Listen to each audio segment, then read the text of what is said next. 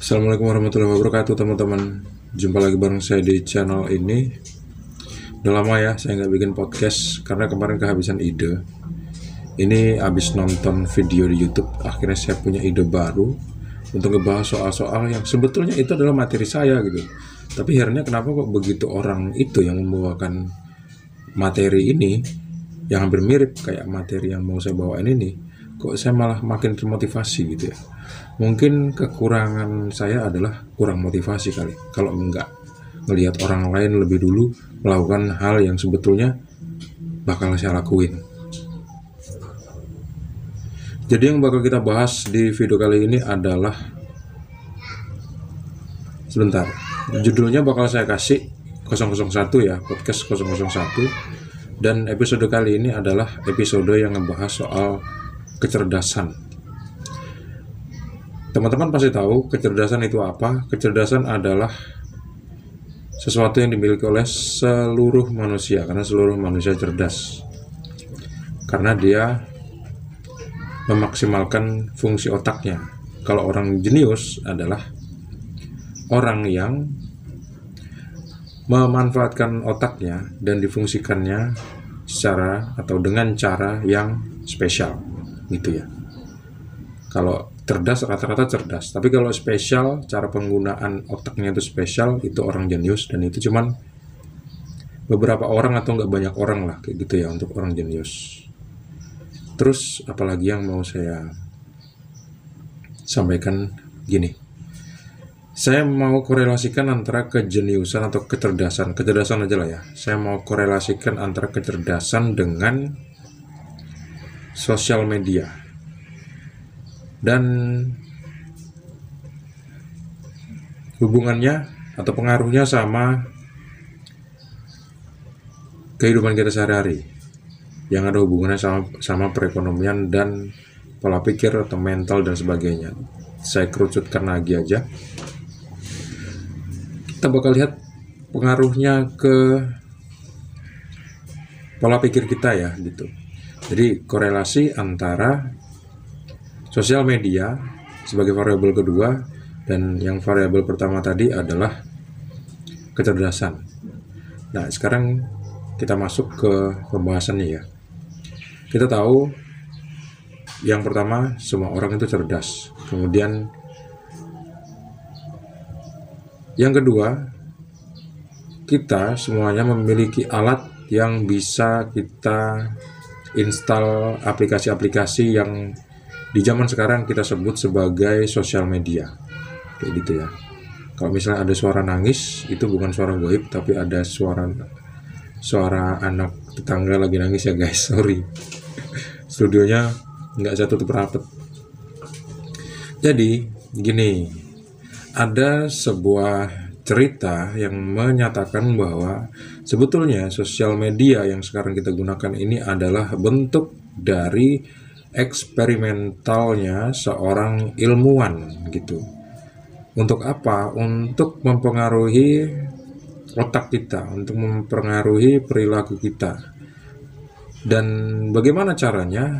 Caranya dengan memberikan berbagai macam stimulus lah, misalnya gambar-gambar yang suka kita lihat atau video-video yang suka kita lihat, yang biasanya sih konotasinya negatif, yang nggak bisa kita nikmati sehari-hari di dunia nyata gitu, karena hanya ada di sosial media. Di dunia nyata kita nggak pernah bisa ngelihat ada cewek-cewek yang pakai hijab ketat, terus pakai baju ketat, terus joget-joget. Itu di dunia nyata nggak ada, karena adanya cuma di sosial media aja gitu ya. Kalaupun ada di dunia nyata, tapi itu pasti jarang banget gitu ya. Sekali lagi saya nggak menyudutkan pemakaian hijab ya, karena itu soal oknum yang melakukan itu teman-teman gitu ya. Nah, jadi itu tadi, karena kita nggak bisa menemukan sesuatu yang kita suka, kemungkinan yang nggak ada di dunia nyata, kita larinya ke sosmed. Nah, jadi seolah-olah sosmed itu bisa memenuhi semua keinginan kita. Akhirnya setiap detik, bahkan setiap menit kita tuh buka sosmed. Terus supaya lebih ini cara yang selanjutnya ya, supaya kita selalu buka sosmed.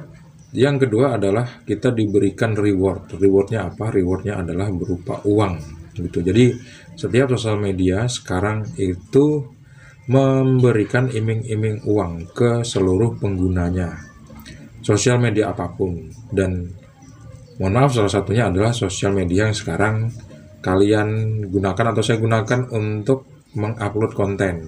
Kalau misalnya konten ini tayang, pasti juga saya dapat reward yang berupa uang gitu ya. Berapapun itu ya, itu tergantung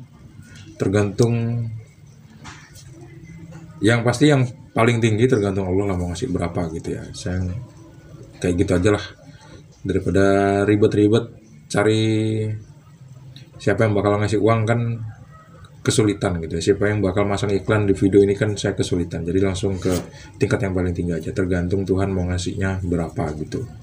Kalau misal video ini bermanfaat buat kita semua, pasti kalian bakal suka juga, dan saya bakal dapat banyak cuan juga gitu ya, atas seizin Allah Subhanahu wa Ta'ala.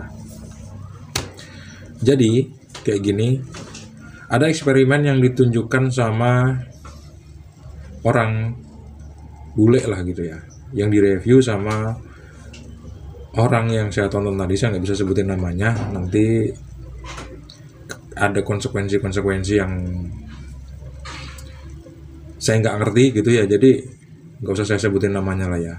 Di barat situ tuh ada eksperimen bahwa sekarang sebetulnya disimpulkan ada eksperimen yang kemudian bertahap ke cara-cara yang lebih canggih. Sampai sekarang muncul sosial media seperti ini, muncul handphone dan lain sebagainya, menunjukkan bahwa kita itu sebetulnya lagi dipengaruhi oleh sesuatu yang sebetulnya nggak kita sadari, itu mempengaruhi pola pikir kita, mempengaruhi perilaku kita, dan membuat kita menjadi bodoh seperti itu. Kita lebih suka sama konten-konten yang nggak berfaedah daripada konten-konten berfaedah. Kalau konten-konten yang ringan, yang remeh-temeh, yang membuat kita senang, itu kita lebih suka daripada konten-konten edukasi. Contoh-contoh konten-konten gimana caranya memperbaiki harddisk yang rusak misalnya gitu ya. Dari menit ke 1 sampai menit ke 10 berapa menit ditonton? Paling 0,3 seperti itu ya. Ini jujur-jujur aja gitu. Dan lebih banyak orang suka nonton video shorts daripada video-video yang berdurasi panjang kayak gitu ya guys. Oke, terus selanjutnya tadi judulnya adalah korelasi antara sosial media sebagai variabel kedua, dan variabel pertama adalah apa tadi ya? Kok saya jadi lupa. Korelasi antara sosial media dengan kecerdasan gitu. Jadi hubungan antara atau korelasi antara kecerdasan dan sosial media. Ada pengaruhnya apa? Ada hubungannya apa enggak sih? Ada hubungannya. Karena untuk orang yang cerdas, sosial media itu bisa dijadikan alat untuk memenuhi keinginannya, gitu ya. Itu sebagai cara-cara politiknya seorang manusia yang cerdas untuk memenuhi keinginannya. Dan contoh-contoh apa yang bisa diceritakan soal hubungan antara sosial media dengan kecerdasan, dan apa benefit yang lain atau kekurangannya, kita bakal bahas lagi di video podcast yang berikutnya, yang episode 2 ya. Jadi kesimpulannya apa? Ada nggak hubungan antara kecerdasan dengan sosial media? Ada. Itu. Contohnya apa? Contohnya itu tadi. Contohnya kalau orang cerdas itu akan menggunakan sosial media untuk memenuhi kebutuhan hidupnya. Sosial media nggak bisa dipungkiri, dia memang produk dari zaman. Jadi nggak bisa kita menghindar dari itu, kecuali kita memang tinggal di tempat yang tidak ada akses internet.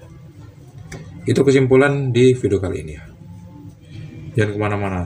Kalau misalnya suka sama video yang kayak gini, tonton terus Jangan lupa untuk klik like, subscribe, dan membagikan video ini ke teman-teman kalian. Kalau misalnya kalian suka ya.